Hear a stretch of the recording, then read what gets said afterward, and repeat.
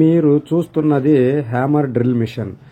అంటే అదేనండి, మనం చిప్పింగ్ డ్రిల్ మిషన్ అంటాం. అంటే దీనిలో 3-in-1 టైప్ వస్తుంది.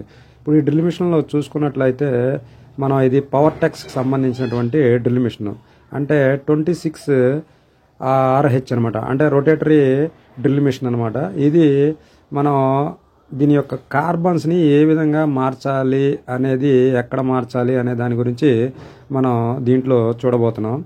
అయితే ఇందులో మనకి ఈ డ్రిల్ మిషన్లో 3 రకాలుగా వర్క్ చేస్తుంది.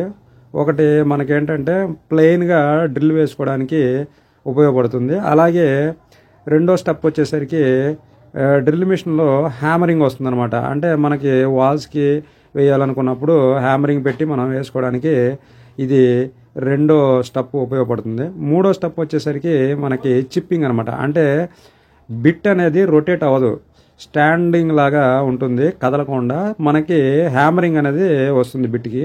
ఆ విధంగా మనకేంటంటే దీంట్లో చిప్పింగ్ కూడా చేసుకోవడం అనేది జరుగుతుంది.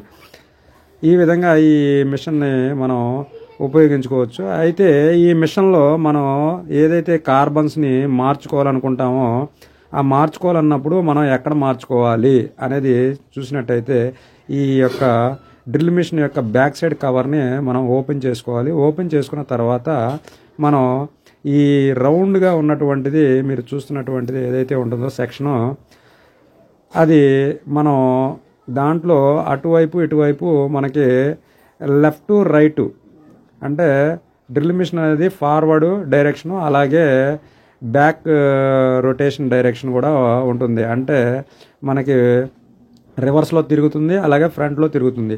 ఈ విధంగా మనం దీన్ని తిరగడానికి గల కారణం ఏంటంటే ఈ కార్బన్ బ్రష్లో మనం యాక్షన్ని మార్చుకోవడం అనేది జరుగుతుంది. కార్బన్ బ్రష్లు మీరు చూస్తున్నట్టు ఏదైతే ఉందో అవి కార్బన్ బ్రష్లు. ఈ కార్బన్ బ్రష్లకు సంబంధించి మనం ఆ రెడ్ కలర్ ఏదైతే న్యాబ్ ఉందో ఆ న్యాబ్ని అటు ఇటు తిప్పటం వలన మనకి ఆ యొక్క డైరెక్షన్ అనేది, రొటేషన్ డైరెక్షన్ మారుతుంది. అయితే ఆ న్యాబ్ని పైకి తీసేస్తే మనకి కార్బన్స్ అనేవి, ఆ సెట్ మొత్తం ఏంటంటే మనం పైకి తీసేయడం వలన కార్బన్ బ్రషెస్ బయటికి ఆ సెట్తో పాటు వచ్చేయడం జరుగుతుంది.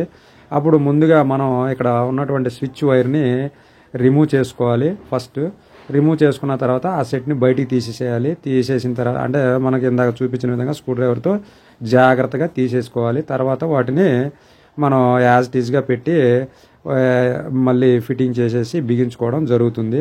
ఈ విధంగా మనం డ్రిల్ మిషన్ యొక్క కార్బన్స్ని ఈజీగా మార్చుకోవడం అనేది జరుగుతుంది. మనకి ఇది 800 వాటేజీ పవర్ టెక్స్ డ్రిల్ మిషన్ అండి. ఇది చాలా బాగా ఉపయోగపడుతుంది. దీని మీద కామెంట్ సెక్షన్లో